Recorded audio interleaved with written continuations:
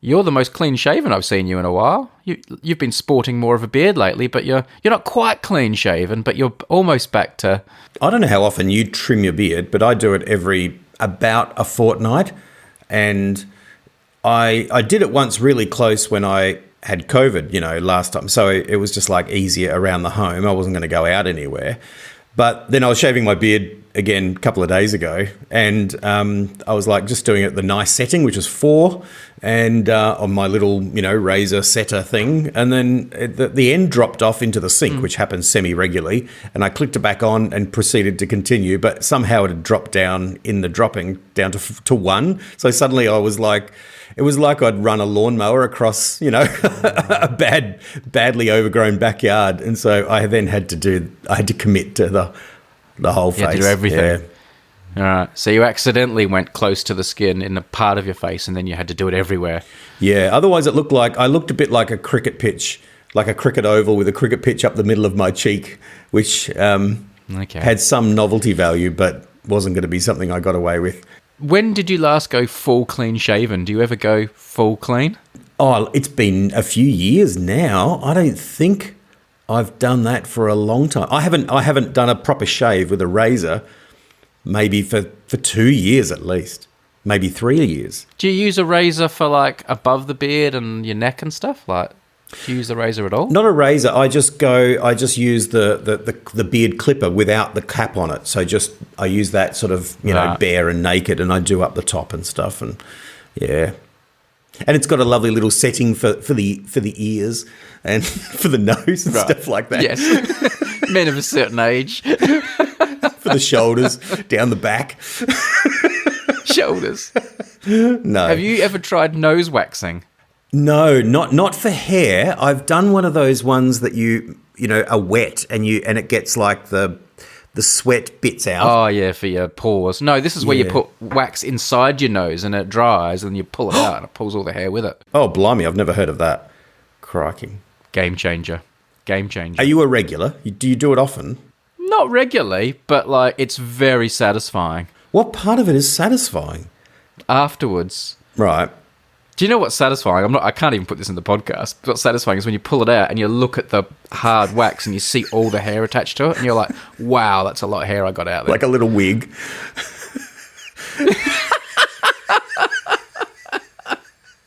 It's very satisfying. Is that a thing you buy or do you just do it yourself? Yeah, you buy them. Just buy them on Amazon. But do nose waxing kit on Amazon. Oh, okay. Seriously, you think when my mate told me about it, I was like, I wouldn't do that in a million years. And then I tried it, and it was brilliant. I sometimes just sit in bed thinking how satisfying it would be to go and do it. Oh wow! Is it like pulling a teeth? Like you actually, attach a piece of string to the door and shut the door and. Yeah, you've got to do a big yank, and that's hard. Wow. And I sometimes worry my whole nose will come off my face with it. like a Mr. Potato Head. I'm just saying, like, it's not a pleasant thought, but it's very effective. I am intrigued.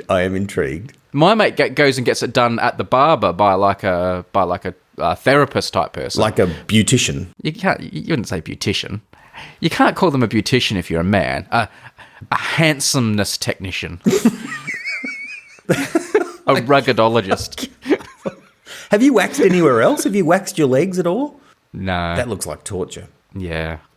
I haven't got a high pain threshold. No. Have you ever thought about doing the rest of your face? Like instead of having to shave, you could just do your cheeks, wax that off? No, I haven't thought about that. I haven't. Oh, wow. Let's move on. I promise to investigate further. I'm recommending it. I'm officially recommending it. All right.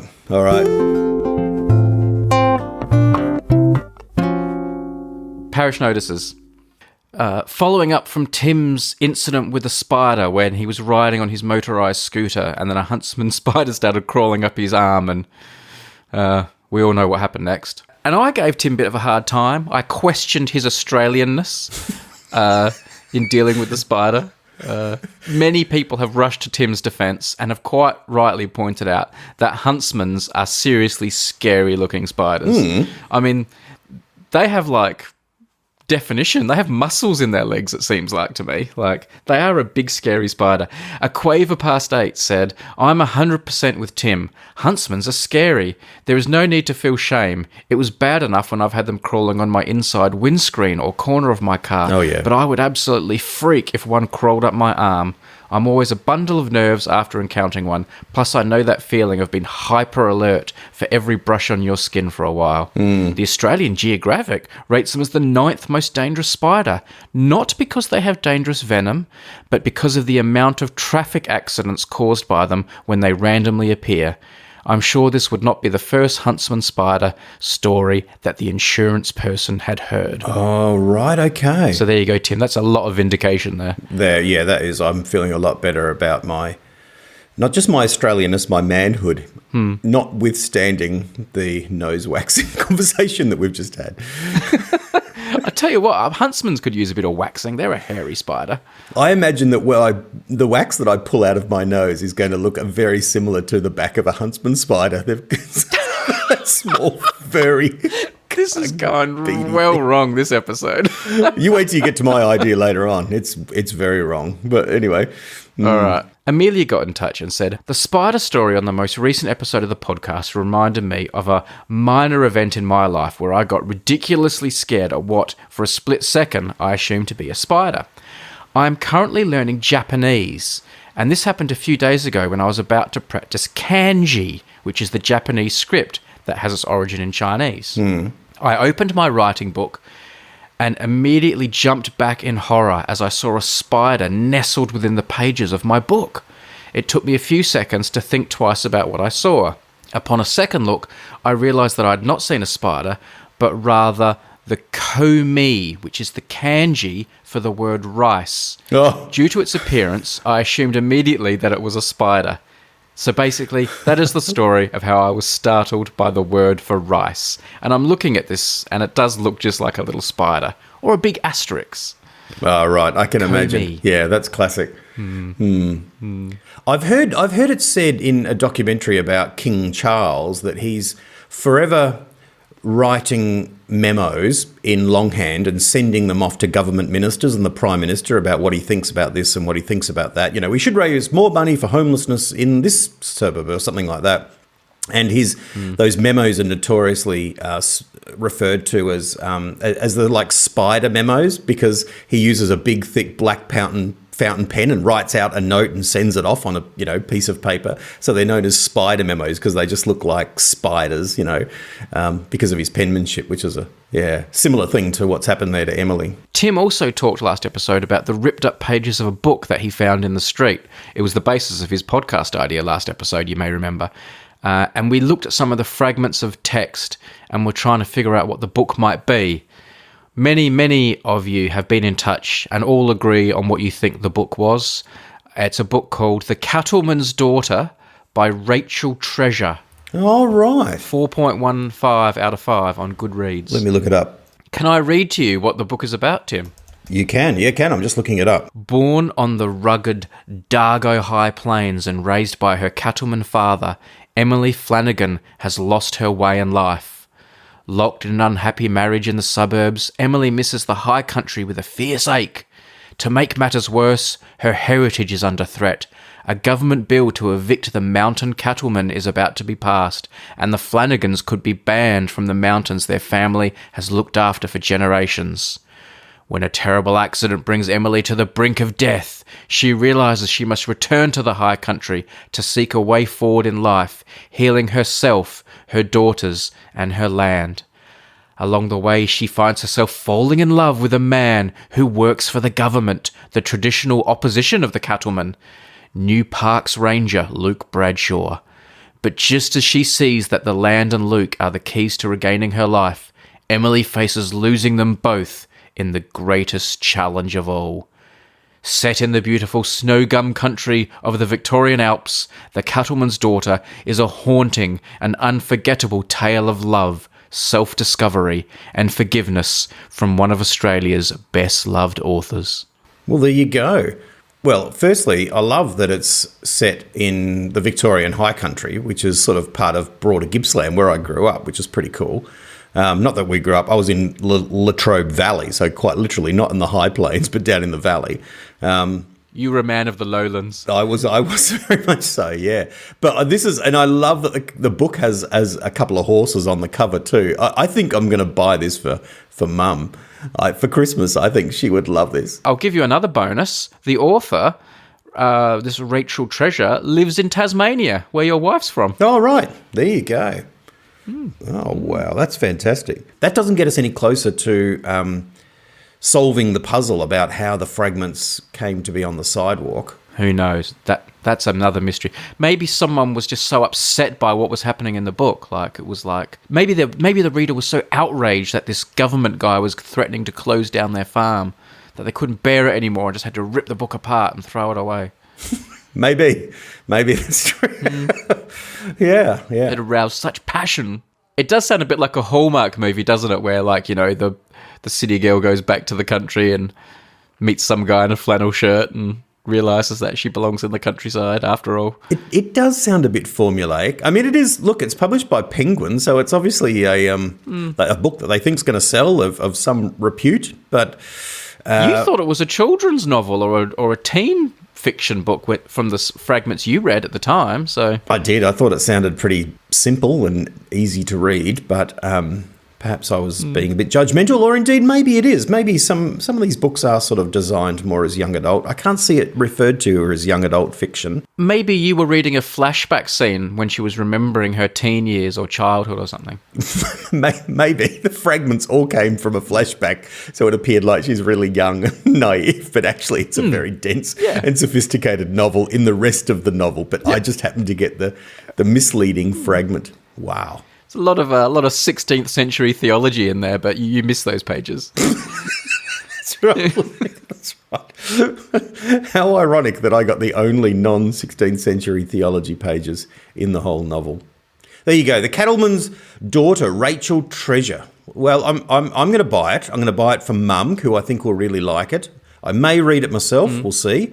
But certainly with two horses on the cover, it's definitely for Mum. Maybe we should both read it and do an Unmade podcast book club. Oh, right. Well, okay, that's not a bad idea. I wonder if Rachel Treasure is in Tasmania. You know what? We might... This isn't a million miles away from where we'll be going on a holiday at some stage. So I wonder if... in fact, we sometimes holiday not very far away from here at all. So, yeah, I would love to go and read the novel and then be able to go and visit. Have you still got the ripped up fragments? I do. Yeah, they're right here on the desk. On my maybe you could take them to Tasmania and see if she'll sign them for you. That would be fantastic. How do you think she'd feel if we turned up and said, "Look, we found a ripped up copy of your book. We don't know why it was ripped up. We promise we didn't rip it ourselves, but would you be willing to sign them?" What would you think if she then said, "Look, I'd be willing to do that, but I want to hear the podcast first." So you send her the link. And she hears 5 or 6 minutes of you and I talking about waxing our noses. Perhaps we'll send her the last episode rather than this one. And what if another novel comes out called the Cattleman's Podcaster, and it's all about two idiots who are talking about waxing their noses online? Oh, dear. Also, I heard from Michael Gossett, who has the ultimate crossover story for you and I. Hi, Brady and Tim. I'm a Catholic priest who ministers at a high school. We recently had a confession service for the students, with a number of priests stationed in the classrooms. Since we didn't have enough real screens to enable students to go to confession anonymously, I got the periodic table. I thought you would enjoy this intersection of science and religion. Thanks for the show, Michael from Ohio. And he attaches a picture of him in his priestly outfit, and he's like hiding behind a periodic table, waiting for students to come in and stand on the other side of the periodic table and fess up. So that is brilliant. Yeah. That's the ultimate Tim Brady crossover there. That is absolutely. Yeah, look at that. That is great. Picture in the show notes. Do you reckon Catholic priests, you know how they have those little confessional booths and then someone's in the other side? Do you reckon on their side they leave, like they put little cartoons up and with blue tack inside for the next priest to sort of read and gag and, you know what I mean, like little notes and so forth? Or maybe they have novels in there, something to read while they're waiting. Game Boy? Game Boys. Nintendo Switch? One of these? Maybe they've got like Play a a bit of screen. Fortnite while you're... Yes. Continue, my son. You obviously don't take confessions, do you, in your denomination? No. Would you like to? I can see the value in confession. The way the Catholics do it, it's extremely strict. And there is a particular virtue in going to the priest who can solely, provide absolution. And I just don't believe that way. I believe you confess to God and to your friends and to people that you trust. That has a great value. More directly, it's not facilitated through a priest. But certainly people confess. Yeah, friends, people come and just say, I just need to...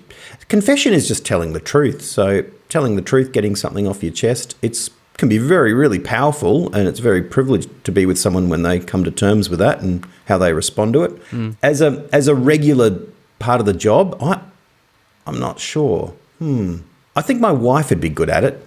She'd be a good confessor. I feel like I've spent my life confessing to her.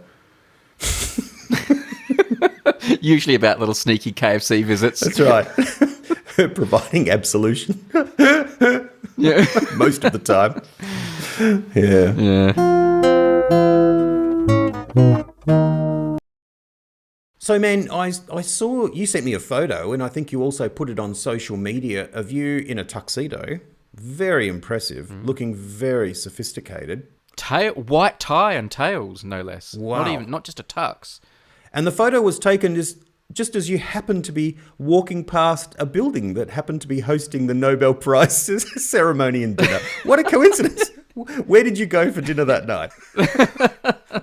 No, I'm kidding. So you've obviously gone to this. Now, is this the awarding of the Nobel Prizes, or is this like a dinner as well, though? Yeah. I went to the Nobel Prize ceremony and the banquet that comes afterwards. Wow. I think this is like the Oscars of science. This is like going to the Oscars. Now, there are different Nobel Prizes, aren't there? Like there's the the Peace Prize. Was that given out there, or is this only the sciencey stuff? So the one I went to was all of the Nobel Prizes except the Peace Prize, because the Nobel Peace Prize is actually done in Oslo, and it's decided by a different organisation. It's kind of cleaved off from the other prizes. Right. So the only prize I didn't see awarded was the Peace Prize. So the ones that were being presented to what I went to were chemistry, physics, literature, physiology and medicine, and economics. Not PE. Not PE, not business maths.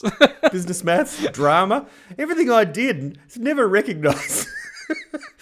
It's only your subjects. No, none of those ones. I'm not making a video or anything about it for reasons I'm about to explain. Right. So I thought I would take the opportunity to talk a bit about the experience and my observations and what I saw and what I thought about it here on the Unmade podcast, if you don't mind. Yeah. No, I really want to hear about this, but just to remind me and for some people, so who was Nobel? Why are these given? They're Okay. Yeah. That's a good story, actually. So Alfred Nobel was like an inventor and a businessman from Sweden. right. And his most famous invention was dynamite.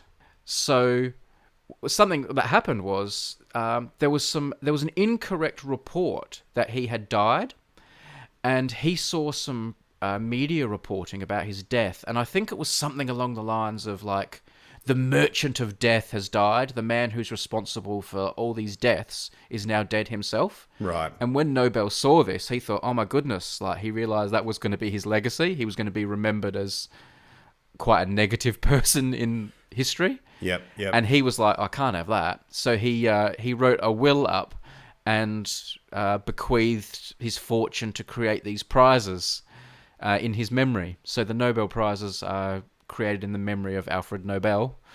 And he asked the Royal Swedish Academy of Sciences to decide the prizes each year. So that's what they do. So that's where the Nobel Prizes came from. And they've become like the kind of the most famous prizes, haven't they, in these fields. There are now prizes worth more money and things like that. You get about It's about $1 million or something for winning a Nobel Prize, although it's often split between you and your fellow winners. Right. But then there are various rules to do with the Nobel Prize. They've become quite antiquated rules now. A lot of people question them. What do you mean? What sort of rules? Like you can only win it if you're a man and you're tall and... Well, for example, one rule that's probably an okay rule is you can't award it to someone who's dead. So if you do something great and you die, you won't be a Nobel Prize winner. You have to be alive. Okay, so they're not awarded posthumously. Yep. They are not. Also, the most that a single prize can go to is 3 people. And a lot of science these days is done by lots and lots of people. Yeah. But the prize has to go to, at the most, 3 people, be divided between them. So that's becoming a difficult thing as well. When you get something like the Large Hadron Collider and the thousands of people have worked on these projects, who do you give the physics prize to? Oh, well, I don't reckon there's been a scientific paper published in a journal ever that had less than 3 authors in the last 20 years. So, like, how are they going to avoid, let alone something that's been genuinely, innovative enough to win the Nobel Prize. So, not only do I agree with you, I'm impressed by your knowledge of scientific journals. Well, if it's like any other academic journals, you know what I mean? But particularly the STEM subjects are notorious for having, 25 people, whoever turned on the Bunsen burner got their name in the journal as well. So last year, actually, I got invited to go to the Nobel Prize by the committee, the Nobel Committee in Chemistry, the committee that decides who wins the chemistry prize. Because for many, many years now, I've made YouTube videos about the Nobel Prize winners in both chemistry on my periodic videos YouTube channel and in physics on my 60 Symbols channel.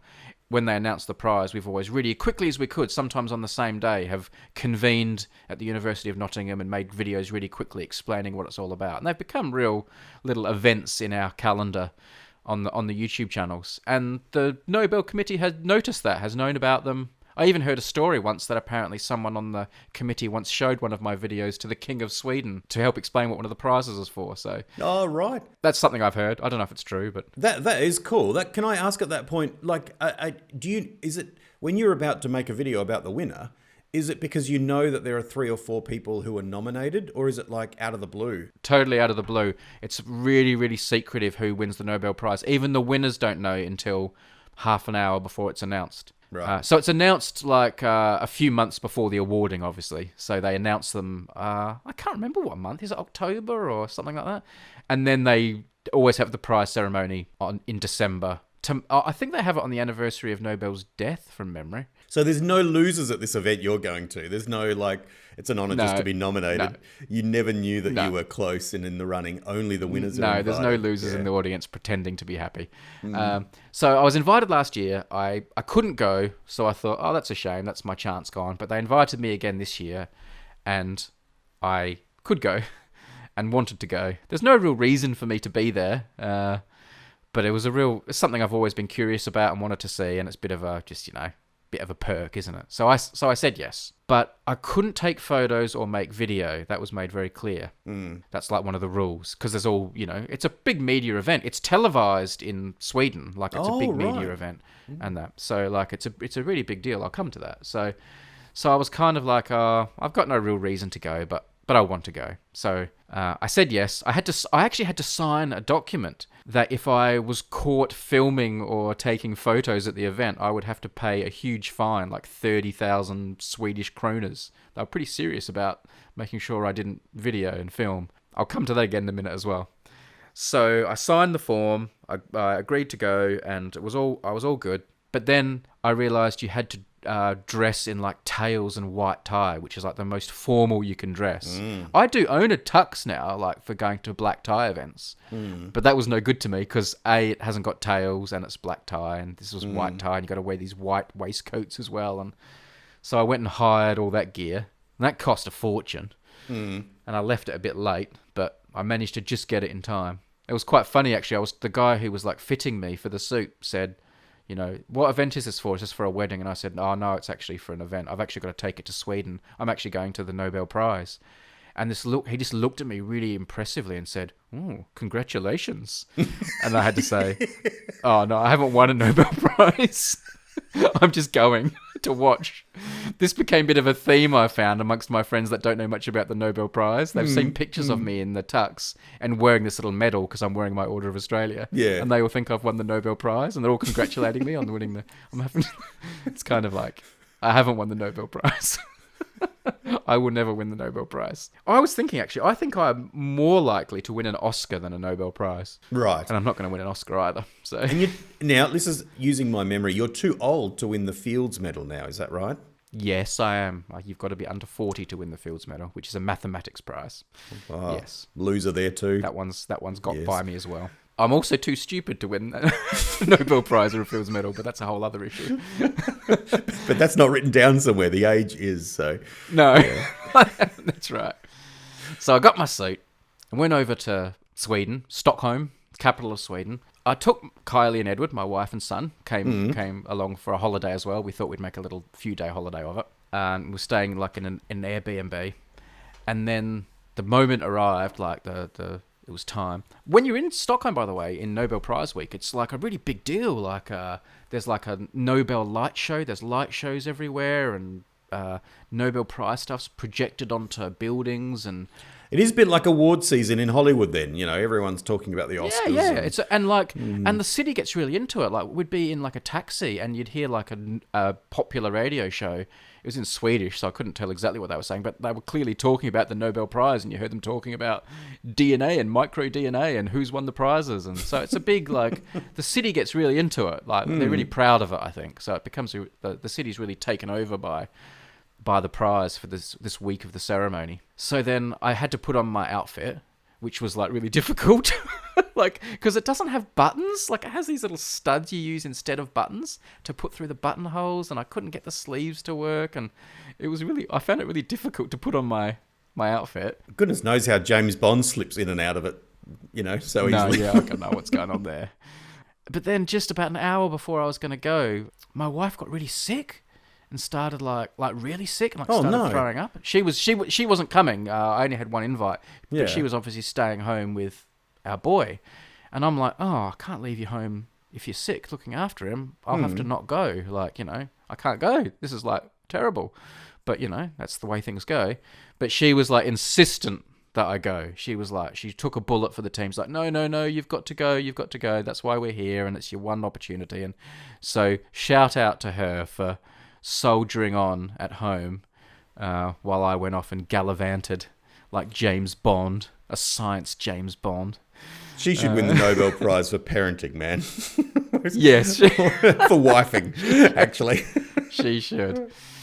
So I went along to the ceremony where they like give out the medals is held at the concert hall, the Stockholm Concert Hall. Oh, right. Okay. Yep. That's a building I saw in the photo. That looked very nice. Yes. Yes, that's the one I'm standing outside in the photo, and I'll include that in the notes. And you go through there's like a big queue of people all dressed up, and you go through like security, like to check you are who you are and ID and all that, and they check people's bags to make sure they're not doing anything dodgy. There were all these young people. I saw these young women, like quite young, but in like gowns, like in impressive gowns, all dressed up. But they were all wearing like sailor hats, and it reminded me of like a hen party or a stag do. You know how sometimes when a big group of girls do a hen party, they all wear sailor hats, and they all get into the same costume, yeah. And I go, why are all these young people wearing sailor hats? Are they not taking this seriously? Is this some kind of joke to them or something? Like, what's going on? So eventually I asked one of the people, there were also men wearing them, and I said, why are you all wearing these sailor hats? And it turns out they were all university students, and the Nobel Prize people invite a bunch of university students to attend every year as like a bonus or a little perk, or to expose young people to science. They have like a lottery across all the Swedish universities to win a chance to go to the Nobel Prize. And when you're a university student in Sweden, apparently these hats are kind of like the traditional hats of university students, like mortarboards or like traditional gowns or something. This is like their thing, these funny looking hats. So you wear them to like represent your university and represent that you're a university student. So there was this smattering of people in the audience wearing these funny sailor hats, but apparently that's a thing in Sweden. So right, there you go. okay. The other thing I learnt was I just went in my suit. But Sweden is obviously a cold place, especially in December. And I didn't wear a coat because I thought I wouldn't be outside much. And that was all right. I got away with it. But most Swedish people did wear coats. And one thing that really impressed me when you got in the hall was the scale of the coat check operation. Because you've got like 1,000 people. I don't know how many people were there. Probably more than 1,000. All of them with huge coats. All of them needing to check their coats. And the coat check operation at the Nobel Prize, and presumably at all these things in Sweden, was epic. It was massive. There were multiple places to do it. Huge cavernous areas where they were putting all the coats. It's more like a coat valet, really. It's like here is my coat and the keys to my coat, and we'll bring it around later on, sir, when you come to leave. It was a huge operation before and after the ceremonies, like people checking in and checking out their coats. It's a big thing, which I never really thought about in such a cold country. But everyone in Sweden should just simply have the same coat. And then you just sort of leave with a coat. You know what I mean? Like, well, here's yours, sir. Yeah. Like 10-pin bowling shoes. That's What's right. Your size? That's right. I'll take what you give me. Just take size 4. Oh, here they are. There, off you go. All right. They should do that. That's a good idea. Anyway, there was a little bit of mingling first in a big, like, it was like going to a theatre show. There was a bit of mingling, and you could buy champagne and stuff beforehand. Everyone's dressed to the nines, of course. And then we filed off and went into the concert hall for the ceremony itself, the awarding of the prizes. I would say I had a seat and location befitting my standing. You were with the coats, were you, man? With the coats. I actually was really happy with my seat. It was funny. I was up high on a balcony. I was right up against the ledge, though, so I was as close as you could get to the edge of the balcony, but I was like right around to the side and almost sort of behind the stage, like I was kind of partway level with the stage. But it meant that I was really close to the action, but I had kind of a side-on, almost behind view of it. Let me refer to your seat as being what I picture as the Abraham Lincoln seat the night he was shot. Is it sort of like that? Yes, you could have jumped down onto the stage and hurt yourself like John Wilkes Booth. Yeah, it was Abraham Lincoln-esque. I'll take that. Yeah. So, and like I was right near the band because the band was behind the stage, but also up high. They were up on a balcony, so I was kind of almost at the level of the band, and there was like a proper orchestra and opera singer and all this sort of stuff. There was lots of pomp and ceremony.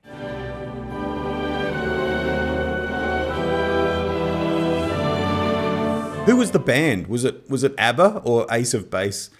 Which Swedish band did they play? Roxette.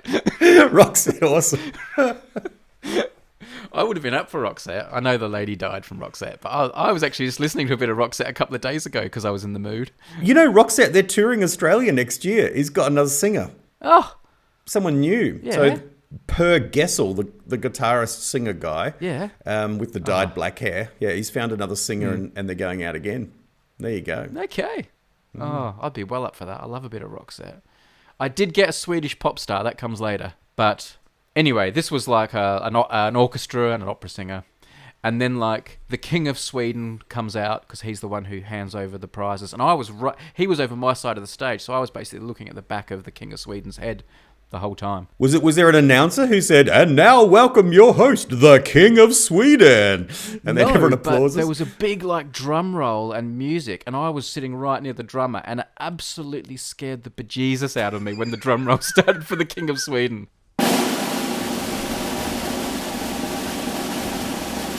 And then Yul stood up and he comes out. There's all anthems and bits of opera singing in between bits as fillers. And then for each of the prizes, there would be a short speech by like an expert or someone from the Swedish Academy would do like a talk about why they had won the prize. Right. And those talks were pretty good. They were mercifully short. Right. They were a good length. They've learnt not to bore people. The whole ceremony only lasted an hour. Oh, right. And they got through 5 Nobel Prizes, and most of those prizes had been won by multiple people. MicroRNAs are conductors with a special ability. Instead of passionately making gestures to either amplify or dampen music intensity, microRNAs tell musicians only when to quiet down.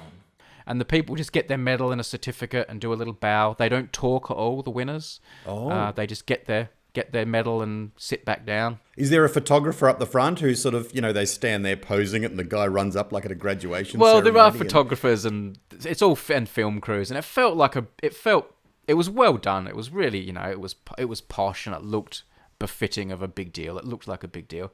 I would say it was a bit boring. Mm-hmm. It did remind me of being a little bit like at a church service. Sorry, I get really bored in church services. It reminded me of that level of boredom and about that length, like about an hour of talking and music that you kind of are trying to engage with, but your mind's wandering a bit.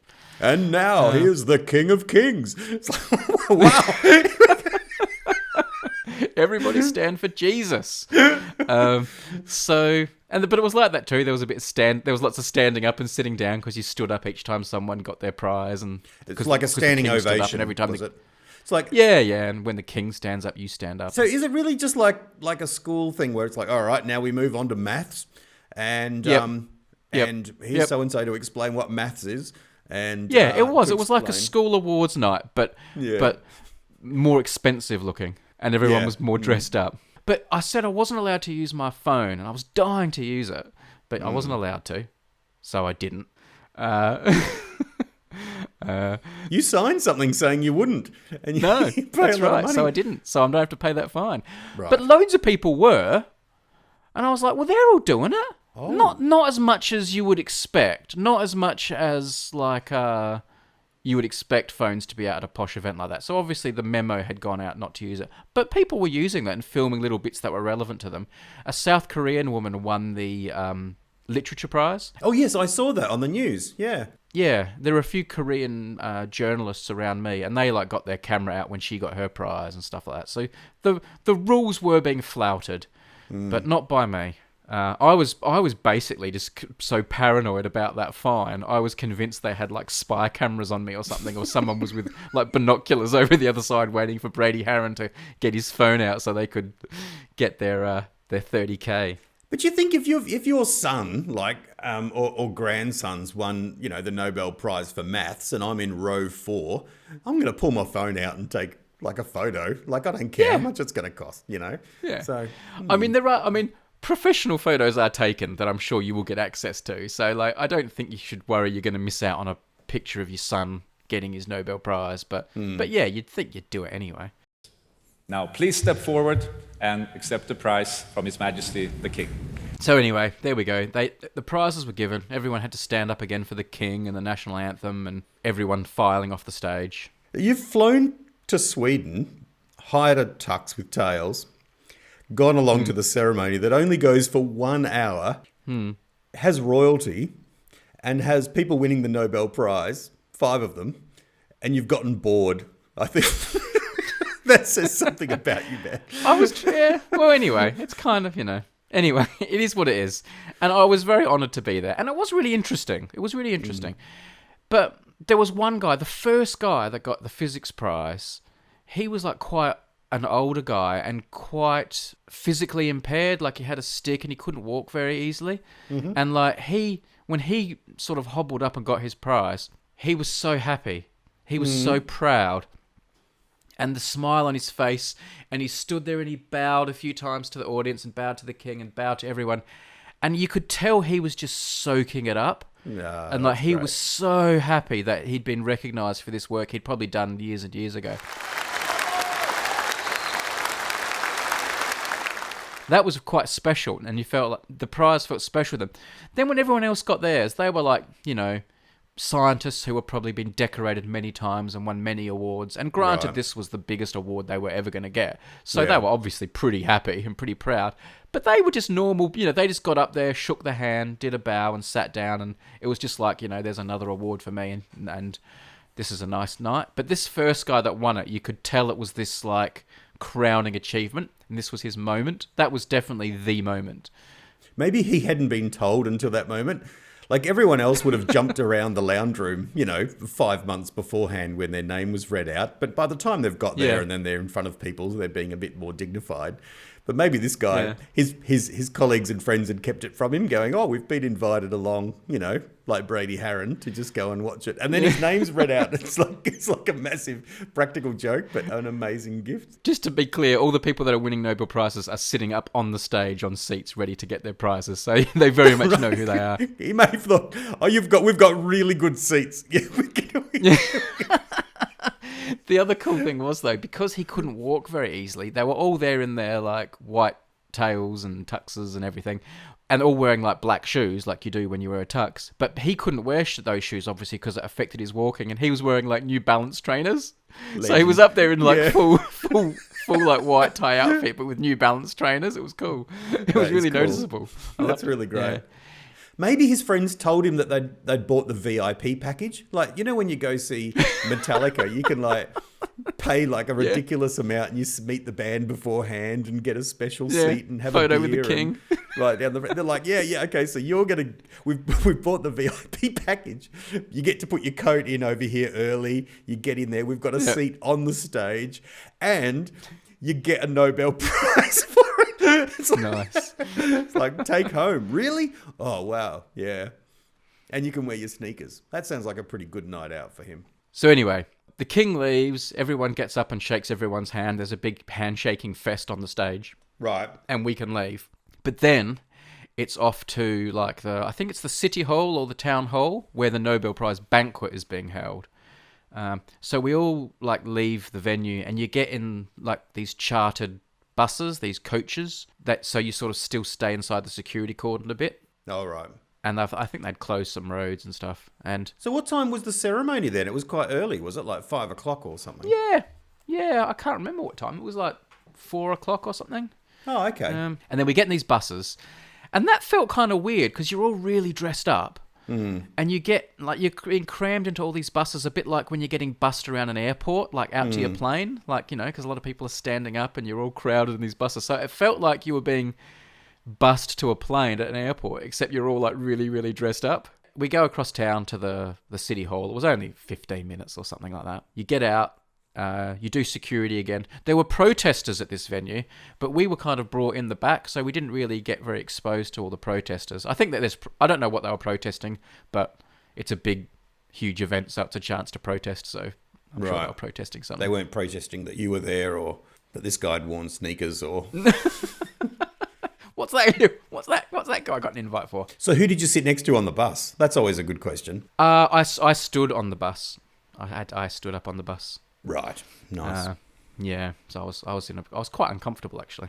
Got to the city hall, you go in again, security again, you go in again. There are like lots more TV cameras and lights here, filming people walking in, because obviously there are probably some famous Swedish people there, and it's a big glamorous event, and lots of royalty there and stuff. So I managed to walk in without being filmed or stopped, as far as I could tell. I obviously didn't know who I was, There wasn't like a red carpet moment where someone said, are you excited to have been here? And, No. What are you wearing? Tell us about...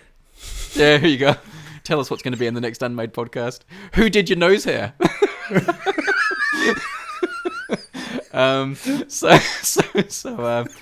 So then there was another massive coat check operation.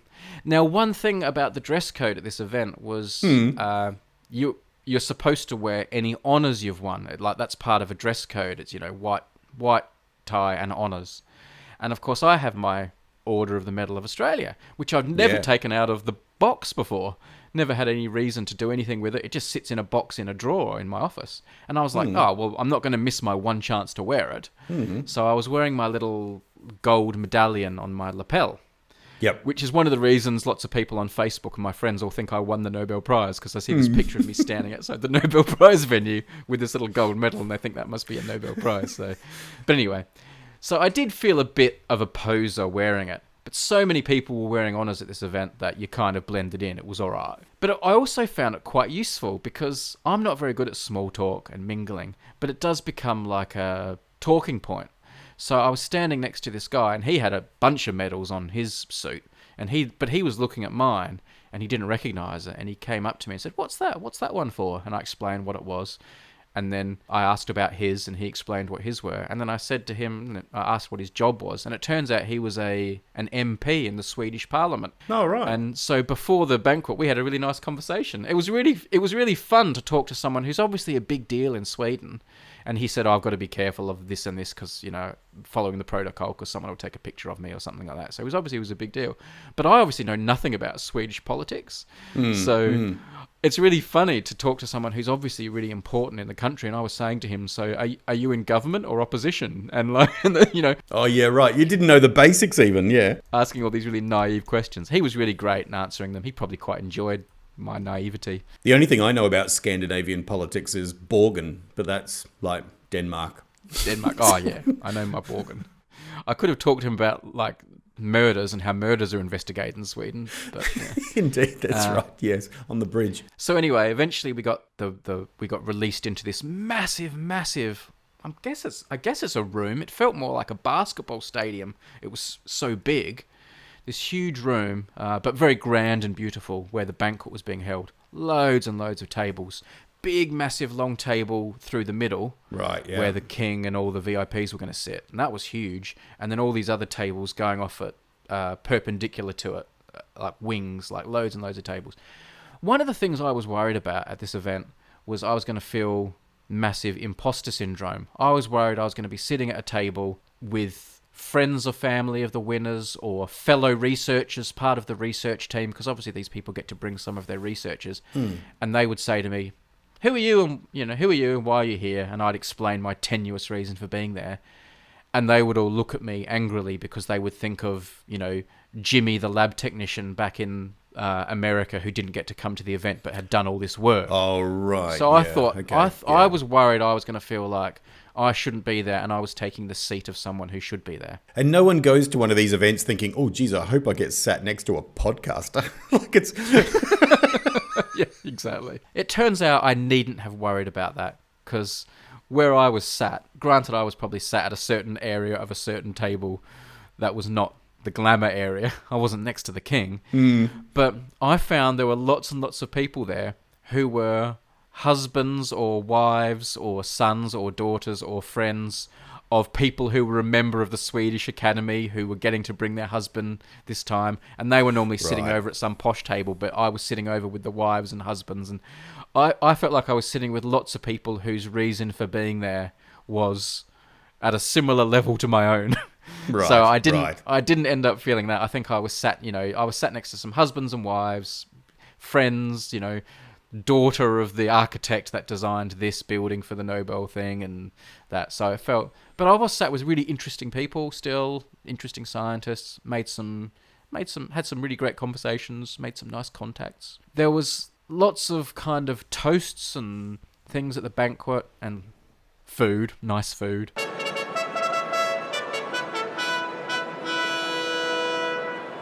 Hans Majestät Konungen, His Majesty the King.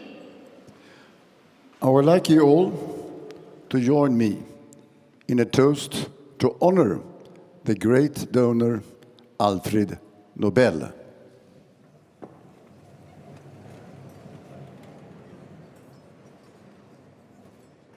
There was like entertainment. There was this 3 or 4 part sort of interpretive dance music show that was done in segments between all the courses.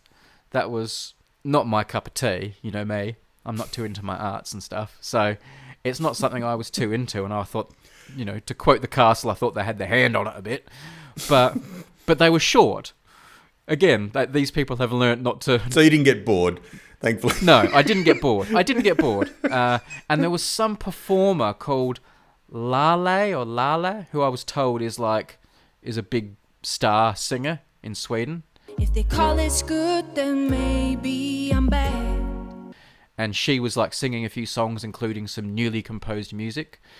So apparently that was a big deal when she was singing. She was a good singer. She could hold a tune. Right. Don't ask me what the show was about.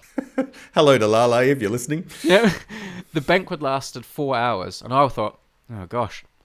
But when I was talking to the MP beforehand, he told me, make sure you go to the toilet because you're not allowed to stand up, because you're not allowed to stand up in a room when the king is sitting and the king's in the room.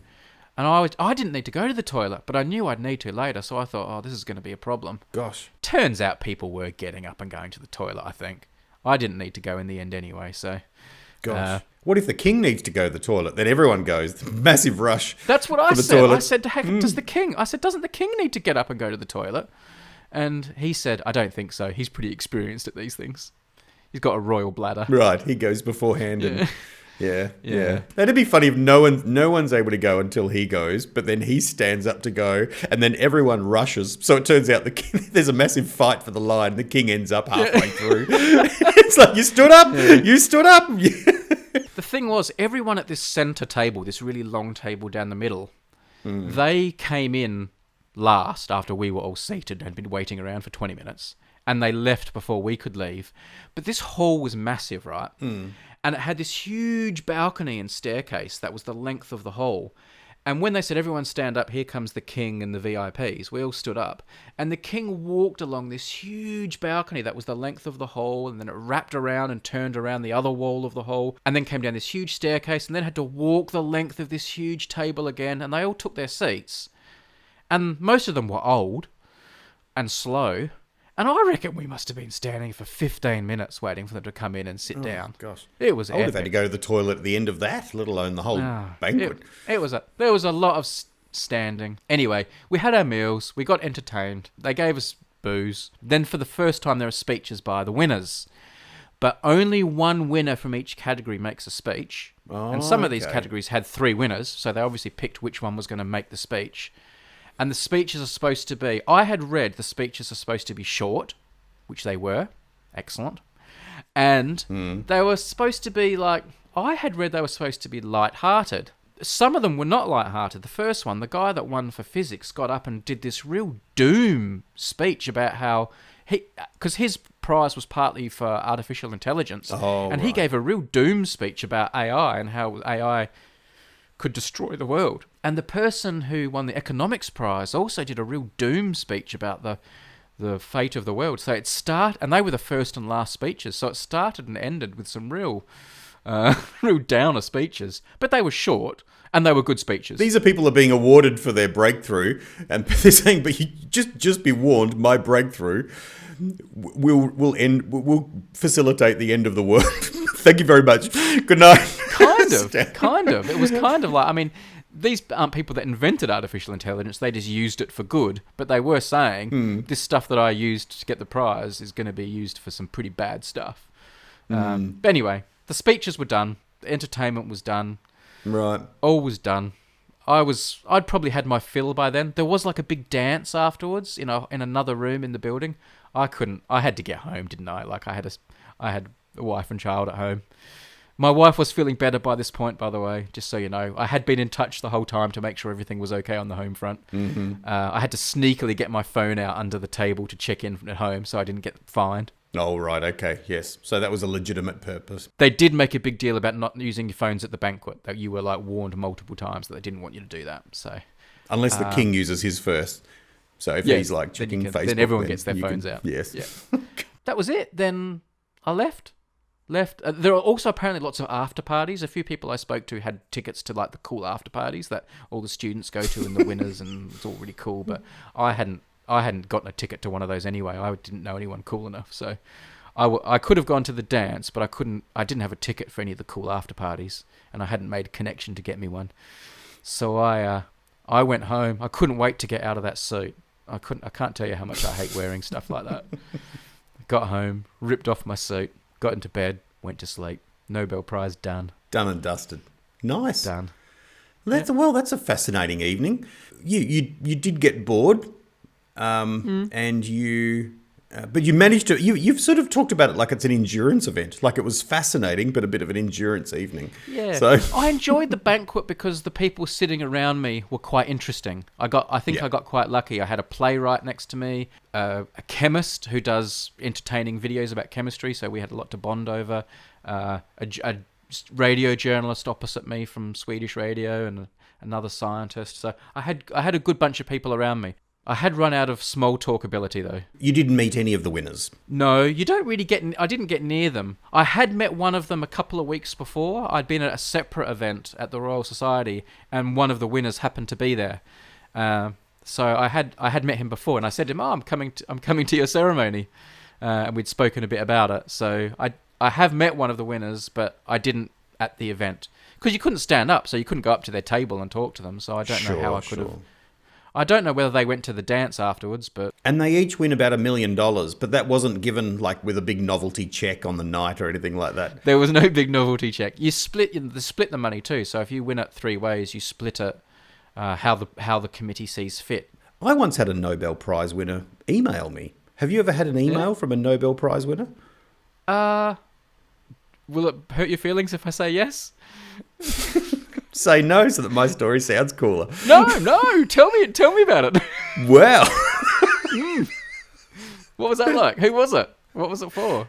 It was J.M. Coetzee, a novelist, who won the Nobel Prize for Literature in 2003. Yeah. He's South African, but he now lives in Adelaide. And about 20 years ago or 15 years ago, I had a book club, and we were reading through all the winners of the Booker Prize, of which he won the Booker, and so we actually just, I thought, as one of those random nights where I thought, I'm just going to email him and ask him if he wants to come along to our book club one night and have a beer and a burger and chat about his books, which I'm sure he wasn't even going to reply, but I sent it off to his publisher anyway, and offering to pay for the burger and the beer, and naming the pub in North Adelaide. And lo and behold, I got an email reply, a very polite one saying, thank you so much for your invitation, your kind invitation. And I will have to decline because I don't speak publicly about my books anymore. But yep. Thank you again, and have a lovely evening and all the rest of it. You should have said you don't have to talk about the book. Just come and have a burger. It's like just push him. Nah, can't. How about I buy you 2 burgers? 2 burgers, come on. It'll be great. Just nag him. Yeah. So I feel a little bit like Adrian Mole, where he just brags about the amount of rejection letters you get. But I've had a rejection email from a Nobel Prize winner. I feel pretty proud of that. Yes. Nice. Very nice. He did start with Dear Tim, so, clearly we're on a first name basis now. You've had a Nobel Prize in Literature writer write something just for you. And he won for his body of work, so surely my email is incorporated in his Nobel Prize winning. So in one sense, I've contributed to his Nobel Prize winning literature. When I say we're on a first name basis, of course, I refer to him as J.M. Coetzee. I don't actually know what his first name is. I literally don't know what it is. I think I wrote Dear Mr. Coetzee. Thank you for sitting through my Nobel Prize recollections. I feel like I've gotten it off my chest. Well, that's good. And it only took the same length as the ceremony. It probably took longer. I've got the same problem as before, though, because I'm thinking, I can send the podcast to the Nobel Prize people and show them that, some kind of work came from them letting me come. But we've got that nose hair issue again. Yes, indeed. They're going to say, let's listen to what this guy did after he came and visited our prestigious event with the king. And they're going to have somebody. That's good. Dear me. That's right. So I can't send it to them now. No. I'll have to clip it up. And if there's enough time, I'm going to get to my idea as well, which is not going to bathe you in more prestigious glory, that's for sure. This is not a put your tux on kind of idea. All right, then, quickly, podcast ideas. Here's my podcast idea, 30 seconds. Wouldn't it be a good podcast to go through every Nobel Prize that's ever been won and talk about it from the start? Each category, each winner, what it was for, any interesting stories about the people. This is a podcast the Nobel Prize people should probably make. They probably have. Easy idea. There you go. I've suggested an idea. Job done. I think it's a pretty good idea, except that I feel like the people's interest would be attached to a particular genre, not to the prize as a whole. So I very happily listen to all the literature people, but I'm not at all interested in the others. Unless you can make it interesting for me. Like, hey, this is a great way to learn. I could do that. I'm sure I you could could. make them interesting. I'm not sure they could, though. But I know you Well, could. who knows? Who knows? So, for example, Albert Einstein won the Nobel Prize in physics, of course, and everyone thinks he won it for, like, relativity, E equals mc squared and all that stuff. But he won it for one of his other pieces of work called the photoelectric effect. Okay, let me ask you a science question that's related and maybe related to this. If you ask anyone to name a scientist, they obviously name Albert Einstein. Yep. Who's number 2? Who's the second most famous scientist of all time? That's a really good question. It depends. I would think for, like, people in the street, you might get, like, Stephen Hawking. Oh yeah, A second? Yeah, sure. Yeah. I think number 2 should be Isaac Newton. Oh yeah. Okay, there's another one I've heard of. For Yep, me, nice. number 2 is probably Isaac Newton. But I think lots of people would say, yeah, Stephen Hawking, because he's a bit more zeitgeisty, a bit more distinctive, a bit more recent. Yeah. But he's certainly not as... He didn't win a Nobel Prize, Stephen Hawking, by the way. Oh right. Is there not one? Is it because his work is it like astronomy and it's theoretical rather than? Yeah, I think maybe some of the problem for him is some of the stuff that he has theorized hasn't been proven or shown to definitely be true, which is part of getting a Nobel Prize. For example, Peter Higgs, who theorized the legendary Higgs boson. Oh yeah. Long time ago. Then they later built the Large Hadron Collider, and then after the Large Hadron Collider had been operating for quite a while, they discovered the Higgs boson, which confirmed his theory was correct, and he finally got a Nobel Prize shortly before he died. So Stephen Hawking probably has run into that a little bit. Like, a lot of the stuff that he's thought about and theorized hasn't been 100% confirmed and proven. Then, even greater honor, he was immortalized with the Higgs boson blues, a song by Nick Cave. What greater honor is that? My goodness me. Nice. Who would you say the second most famous scientist is? Who would you have named? Oh, look, now you say Isaac Newton, I go, yeah, I guess that's a historical figure that you can't get past. The only other really famous one, apart from Stephen Hawking, I guess there's Richard Dawkins, but Richard Dawkins feels like a guy who's famous for arguing against, the existence of God more than any actual science. Like, I don't actually know any science that he's his actual science is not like, absolute bleeding edge Nobel Prize stuff, but he's a good communicator and like, he had that prestigious chair for the popularization of science, which was kind of, I think, paid for by Microsoft, and it's like, that's an emeritus kind of prestigious job. It's not like you're beavering away somewhere to improve people's lives. So, what about the scientist from the Muppets that works with Beaker? Oh yeah, what's his name? Swedish. That's so funny. We watched a whole bunch of those on YouTube a few months ago. He's such a legend, and he always makes Beaker and taste it or put on, whatever his experiment. And now Beaker will be my subject, and Beaker's eyebrows go up. All right, let's hear your idea for a podcast, Tim. Oh, look, it's not a million miles away from what we've been talking about. I do notice there's not a Nobel Prize for biology, like anatomy and that kind of thing. But there is medicine and physiology. Oh, okay, sure, right. Yeah. Well, look, my idea is more biological. It's about the anatomy. It's about medicine. It's a pretty gross idea, to be honest. And it's kind of a non-idea. But I think there is something that's in this, if you were to broaden it out to a more interesting subject than me. My idea is called 42 boils. I, through puberty, had 42 boils.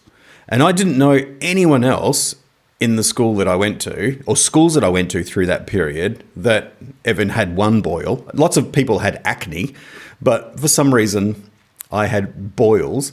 And I have scars on different parts of my body where those boils were. And this podcast would walk through each of them. And I would describe the age I was, the circumstance, how many days off school, the pain I went through, whether I went to hospital or not, whether it was treated through scientific means, through the doctor, or a homespun means through my father, based on what he was given in the 1930s. By his Dutch parents. Because he had boils too, did he? He had boils, yeah, the same. And all right, so I've got some questions here. First of all, I guess we should deal with the obvious one. What is a boil? A boil is kind of like a pimple, but it's about the size of half a golf ball or half a tennis ball. So it's basically, it's something in your blood. In my case, it's a staph infection in my blood but a few things can cause it, which basically, comes out as a sore. It grows up in a particular area as a sore, and it's pretty gross because it's just basically full of pus.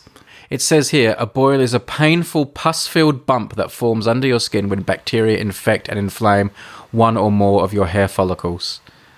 A carbuncle is a cluster of boils that form a connected area of infection under the skin. Ooh. Did you ever have a carbuncle? No, too close by. Right. Is that a carbuncle, or does it have to be more than two? I've never heard carbuncles referred to by a doctor treating me or anything like that. No. Okay. I had one on my lip that had several heads on it, and that one was actually operated in hospital. And that was pretty serious, yeah, which is why I've got a slightly sort of fat lip on one side now. That's through the stretching of the skin from this multi-headed boil that was so big it blocked my nostrils. I couldn't breathe through my nostrils. Oh, how old were you then? I was 13. I've never noticed your lip. Tell me, how do you know it was 42? How did you keep count of them? Because I kept count of them as a kid. You count things. And I'm like, this is my 5th one. This is my 6th one. How many am I going to get? This is my 7th and 8th. And so I just kept counting up to 42. It's like burned in my mind. How were some of the treatments done? Like, tell me about some of the medical treatments, but also the homespun ones. Give me a bit of a summary. Yeah, well, the way you're supposed to treat them is there's not much you can do. You basically got to let them run their course, which runs about a week. And you've basically got to wait for them to pop and open up and for the pus to come out, and then there's a hole in your leg, and then it's got to heal up.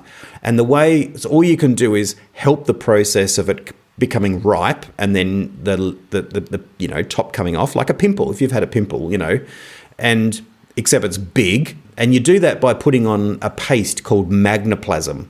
And you put that on a gauze and you just tape that over the top, and you take that off every day. You replace it every day. And then once it opens, the pus is coming out. You do it multiple times a day.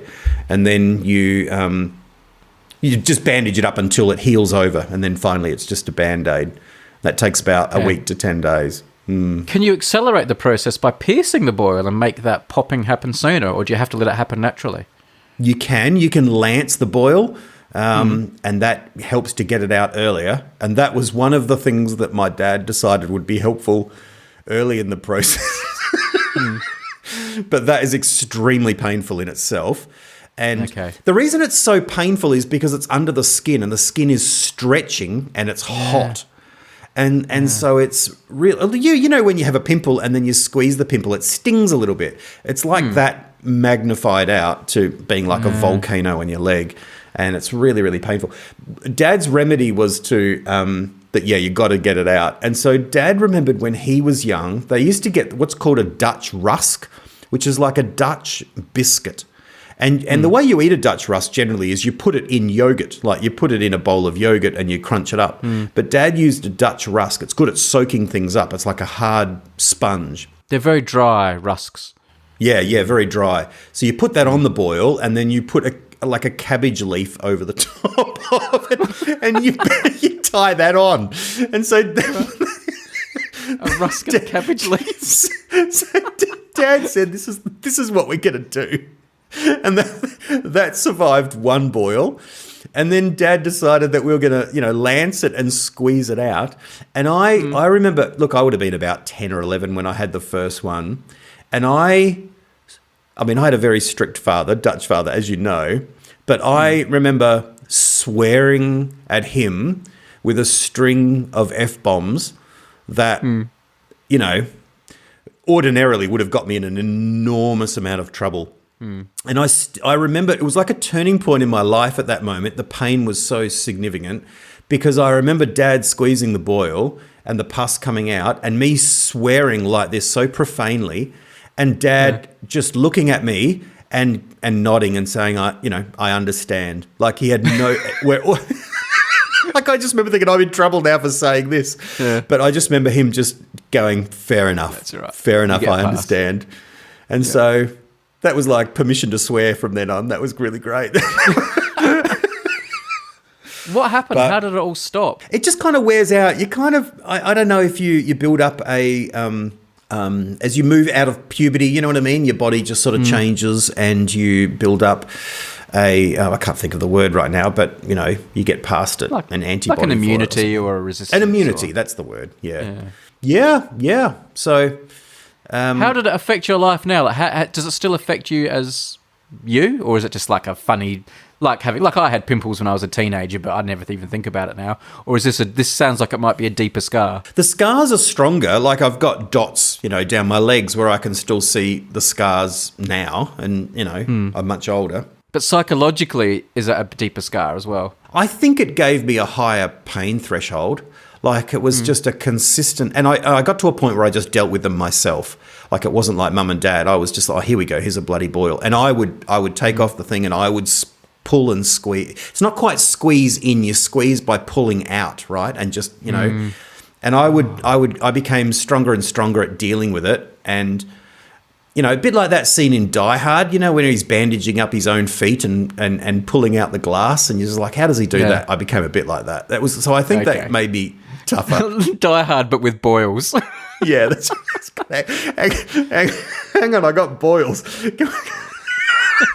Yippee-ki-yay. Yippee-ki-yay. But I was pretty glad. Yeah, I'm glad I didn't get them. I'm glad I don't.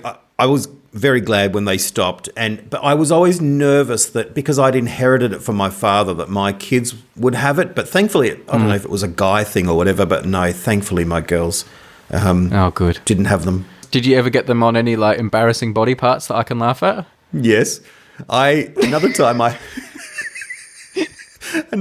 had two. I had a big one and a small one on my butt, and so you couldn't sit, or what did you do? It was. I could kind of sit because it was kind of, somewhere where you could sit. I hope you're enjoying this Nobel Prize committee, people. This is who you invited. Starting to make your nose waxing sound very sophisticated. Look, I remember I was a very little kid. And it was in my butt. And I remember going to hospital. So I remember laying in emergency, like just laying on the table and them dealing with them, like a nurse and stuff. Yeah, and thinking, oh, geez, this is really painful. Yeah, that sucked. But that one had a little bit of shame. I was a bit embarrassed. But the other ones I sort of, apart from the one on my lip, I wasn't, that was fine too. But after that, it was like a look at this tough thing I have to deal with kind of thing. So it was kind of fortifying in a little bit, in a way after that. Yeah. Right. School of hard knocks type thing. But yeah, I didn't want another one on my butt. No, you wouldn't want too many on the bum. No, no, indeed. No. Oh, man. Well, I don't know if I would listen to this podcast or not. For people who get boils, it might be really inspiring and instructional. Look, it's a niche audience. It is a niche audience. The idea that I think is more serious in the midst of it is people, walking through particularly unique ailments and how they're able to cope with them. There's something in that I think is of interest. How people are able to cope, how they adapt their life and so forth. Wearing New Balance shoes to the Nobel Prize is one way of doing that. But I think particularly with more unique conditions that obviously they get a hell of a lot more serious than boils. I see how you're trying to make this all worthy and sensible and dignified and a classy idea after a boil on your butt, but I think the ship has sailed, man. I think you just got to lean into it. Just make it boil focused each week. Yeah. So, how many did you have? Week. Where you were could they? name them. You could give each one a name, like, you know. It's interesting that it was 42, which is like the famous, you know, Douglas Adams Hitchhiker's Guide number, you know, meaning of the universe and everything. And so, yeah. It was a maybe 42 there's some boils. I significance. think that life would not quite have as much meaning as he may have intended. I've never read A Hitchhiker's Guide to the Galaxy. I know that's 42, but I don't actually know what that means. They're good books. So the part of the book is like someone builds this huge supercomputer, which is like the size of a planet, and asks it, what is the meaning of life? And, you know, basically what's the meaning of life in the universe, you know? And the supercomputer runs for, I can't remember, you know, hundreds of years or something. It's some crazy thing. And then eventually it finds the answer and it spits out the answer, and the answer is 42. Oh, right. And but then there's sort of like, hang on, 40, what's that mean? What's the question? And the computer's like, well, you didn't ask me that. So then they have to restart the computer to find out what the question is, to which the answer is 42. So it's just a typical Douglas Adams jokes. The book is like just full of jokes and funny things like that. I remember Stephen Fry saying once that he was the one person that Douglas Adams told why he chose 42 as being the meaning of life, and he had to swear not to tell anyone. Right. I don't know what he's going to do with that knowledge, if it's going to be passed on. I assume Douglas Adams has died now, is that right? Or Yeah, he has died, yeah. Shall we retire to the request room where we have...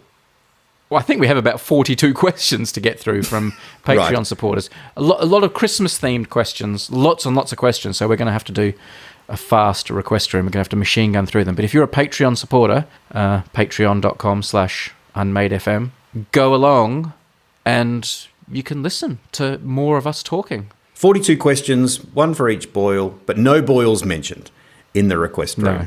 There'll be hopefully there'll be no boils if we can resist. I don't think we're going to manage to do 42 questions, but we'll do a lot. One for each minute it took Brady to talk about his Nobel Prize ceremony. I'm sorry, that did drag on a bit. But on the bright side, no one listened to the boil section, so no one even knows you talked about that because they'd all stop listening. That's well hidden behind your anecdotes. Hidden Lovely. behind the wall of my boring Nobel Prize talking. I shielded you.